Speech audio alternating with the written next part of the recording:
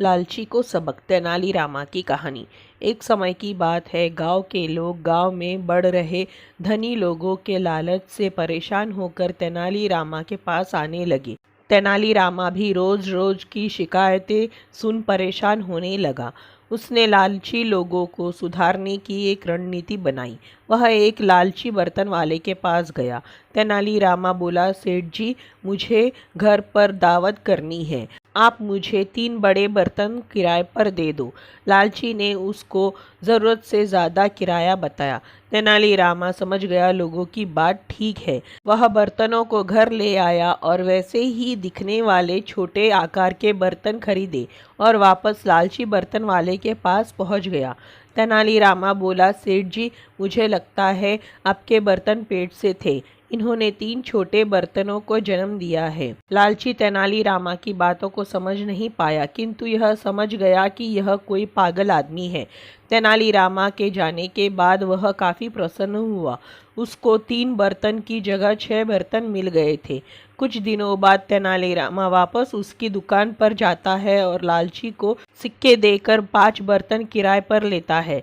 लालची ने सोचा, क्यों न इसे दोबारा बेवकूफ़ बनाया जाए। लालची तेनालीरामा से कहता है, सुनो भाई, मेरे ये बर्तन भी पेट से है, 2-3 दिन बाद इनके बच्चे होने वाले हैं, तो इनका ख्याल रखना और वापस आकर मुझे 10 बर्तन दे देना।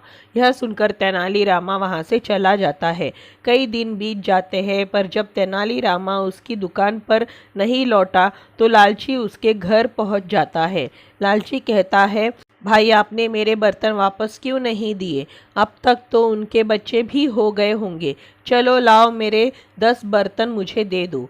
तेनालीरामा दुखी होकर कहता है, मुझे खेद से कहना पड़ रहा है कि बच्चे देते वक्त आपके बर्तनों की मृत्यु हो गई। लालची गुस्से से कहता है, क्या तुम मुझे बेवकूफ़ समझते हो? भला बर्तन भी मरते हैं।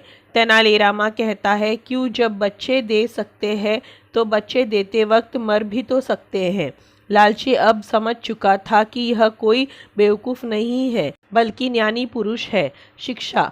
कंजूसी एकमात्र ऐसा रास्ता है जो हमारे जीवन को बर्बादी की ओर ले जाता है। तो दोस्तों, ये थी तेनालीरामा की कहानी, लालची को सबक। आपको कैसी लगी? अगर अच्छी लगी हो तो इसी तरह की कहानियों के लिए चैनल को सब्सक्राइब करें, वीडियो को लाइक करें, शेयर करें। धन्यवाद।